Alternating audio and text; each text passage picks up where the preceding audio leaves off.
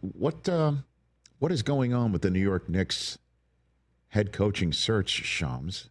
Because it looks like they're I've been hearing that a lot. Yeah, I've been hearing that a lot. I mean, it's definitely like the one word I keep thinking about is unorthodox. I mean, people around the league I talk to, like they haven't seen anything quite like this.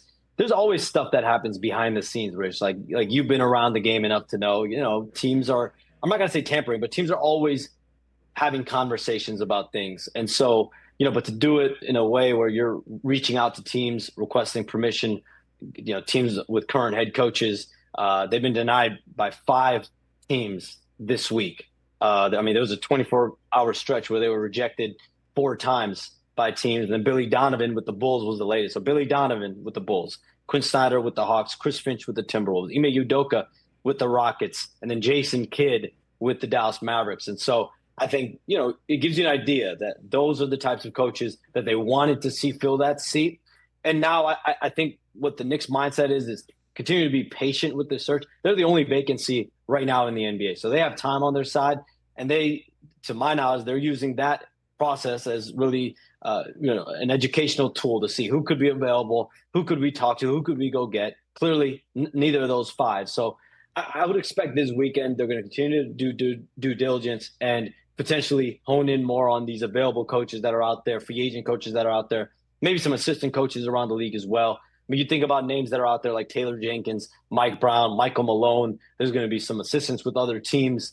Potentially you could see that make fit. So it's definitely unorthodox, to put it least. Well, the issue is if they do introduce one of those coaches, and, Michael Malone, his dad has history with the Knicks, and obviously he's from the area, and he's won a championship, Shams, and obviously the guy's got a great resume, but on the resume would now be clearly the 6th choice of the New York Knicks, right? Like, that's the problem, and that's the thing I don't understand is wouldn't they, I mean, you know the association better than most, wouldn't they at least have an inkling through agents or through somebody that they would know in these organizations that, does that mean there was interest from these head coaches and they knocked on the door, thinking that the knock on the door would pry the coach loose? I mean, what do they think? One of these teams would actually say, yeah, take Chris Finch.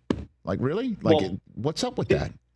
Yeah, it's definitely something where if you're firing a coach like Tom Thibodeau, who took you to 4 playoff runs in 5 years as head coach, that took you to the Eastern Conference Finals for the first time in 25 years, a quarter century in New York, that's a big deal. And you fire a coach like that, you would think that they have a person lined up, that they have a course of action in place. And so for sure, this process shows that they probably were flying more in the dark than a lot of us thought they were, that they were really still searching, that this was going to be a true search. I think there was definitely some skepticism that when you fire a coach like Tom Thibodeau, they probably know they're going to go with, Michael Malone, or they're going to have this coach lined up. So it's unorthodox. You talk to people with the Knicks, and the response that I get is this is all part of the process, that this is something, it's an educational process for us to do due diligence, see which coaches could be available, see if we could do more research on some of these coaches. So you have to take them at their word. They are the only vacancy there. Technically, there is no deadline for them. The only deadline is before training camp opens up in late September. So they're not really under any type of a gun or pressure there. And so I really do believe the Knicks are going to be patient now.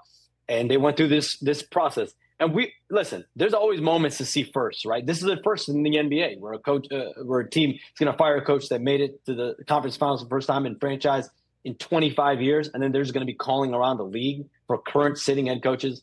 We have never seen that happen in the league. Okay, so I'm so excited to have you here because I get an answer to a question that I've been asking into this microphone since I saw your tweet about Jason Kidd in particular, saying that Dallas gave a firm rejection. What is a firm rejection, Shams? Can you Rich, put more feet on that phone? I'll give you some examples. I'm not going to say that was this one, but out of the 5 rejections, yes, some of the scenarios that I heard was, teams would just hang up. They would say no and hang up.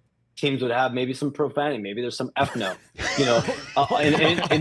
In other situations, it's the owners calling the team and being the one to be like, you're not talking to our guy. And so, listen, the Knicks probably expected some of these responses. Anytime you reach out to other teams for their head coaches, you are susceptible for that team to have some kind of a reaction. And the Knicks went through this exercise. an educational process in their mind to see which coaches they could potentially talk to. And out of all 5 of those coaches, there was really one coach with just 1 year left on his deal, an expiring contract, and that was Billy Donovan with the Bulls. And I think there was some optimism that maybe they could pry him out. But Billy Donovan wants to stay in Chicago. He believes in their future there. So you think about it, the Bulls and Hawks, 2 teams that are really fringe play-in tournament teams, and then the other 3 coaches are on contending teams going in next year. So whether it's a contender or a play-in type team, the Knicks just did not have success in that lane that they were on. And then in terms of, again, your predecessor, Woj, Shams, had a way with words, certainly when it came to tipping picks. He had a whole thesaurus on how to come up with different ways to announce that somebody was about to be selected.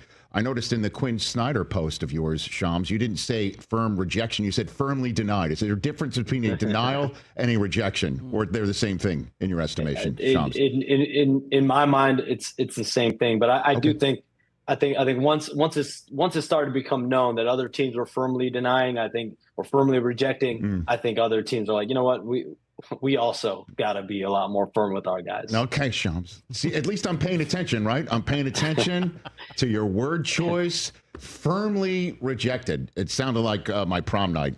Shams Charania here on the Rich Eisen Show. Catch the Rich Eisen Show live weekdays from 12 to 3 p.m. Eastern on Roku Sports Channel in the U.S.